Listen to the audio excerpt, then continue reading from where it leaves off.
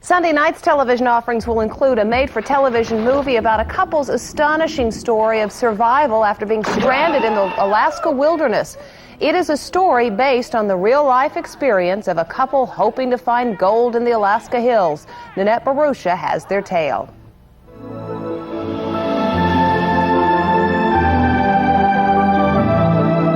It is the last American frontier, but Alaska's breathtaking beauty is only surpassed by its unforgiving danger. Alaska is one of those places that doesn't give you a second chance. Normally, you die. A lot of people die in Alaska. Roger Lewis and Denise Rampt know that all too well. Back in 1979, they survived an incredible 18-day journey, enduring sub-zero temperatures without food or shelter. I was wondering, if I was going to die, feeling like I was going to die. And they may have, if it wasn't for the heroic effort of this man. I came along at the last minute of the last day, and there they were, and they're alive because of it.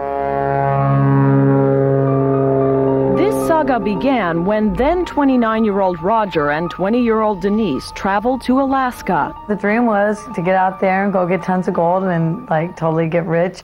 They were working in an isolated gold mine 70 miles from the small fishing village of Homer, outside of Anchorage. The only ways in were by sea or air. It was just the two of them and their dog Nuka, and their only means of survival would be a monthly delivery of food and supplies. No man's land. That's where we were, basically no man's land. But as the end of December approached, the situation became desperate.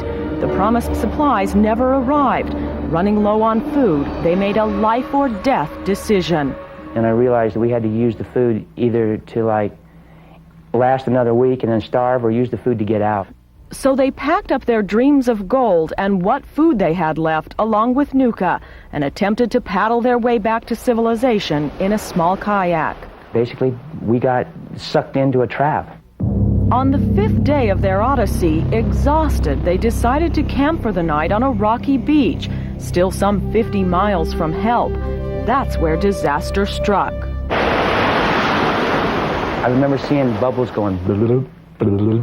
I was under the water. A night storm had blown in, and the pounding surf had washed over them, scattering their supplies and shattering their kayak. They were left with only the clothes on their back and a rifle. The only way off the beach was straight up a sheer cliff. That's when the prayers started. Fighting hypothermia, they somehow survived the frigid night, and the next day crawled inch by inch up the cliff.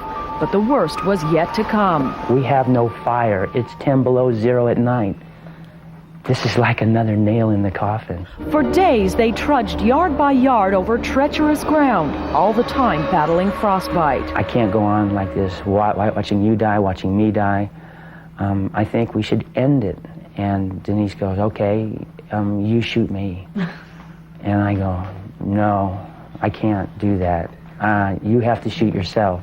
And I told Roger, there's no way. There is no way that I don't care if I have to crawl out of here. I am going to crawl until I die. Meanwhile, back in the village of Homer, pilot Bill DeCraft had been asked by the owner of the gold mine to check up on the couple. When he discovered they had left, the Coast Guard was dispatched. However, after the kayak was found, it was thought they had drowned. But Bill didn't give up hope. Then when you looked over here and you looked at this hillside and you saw these tracks, that's when I figured they were alive. It had now been 17 days when Roger and Denise decided they had to eat or die. Seeing the dog Nuka, they made a terrible choice. I told the dog, you have one more night. Enjoy yourself. Tomorrow morning, I eat you. Finally, they made it to a clearing on a frozen lake, and with their last ounce of strength, made an SOS out of tree branches. When I came over him, and it's just one more piece of ground until I saw that SOS and the guy standing in the middle of it. And then it was just like a shock. I mean, it made the hair go up the back of your neck. Just, just start crying, just with the joy of being alive and knowing that we were going to make it. As they were being rescued, it started to snow and continued for 12 days. And at the last possible second, on the last possible day, he plucked us off that snowfield. Now, some 16 years later, Roger lives in Louisiana and Denise has a family outside of Indianapolis.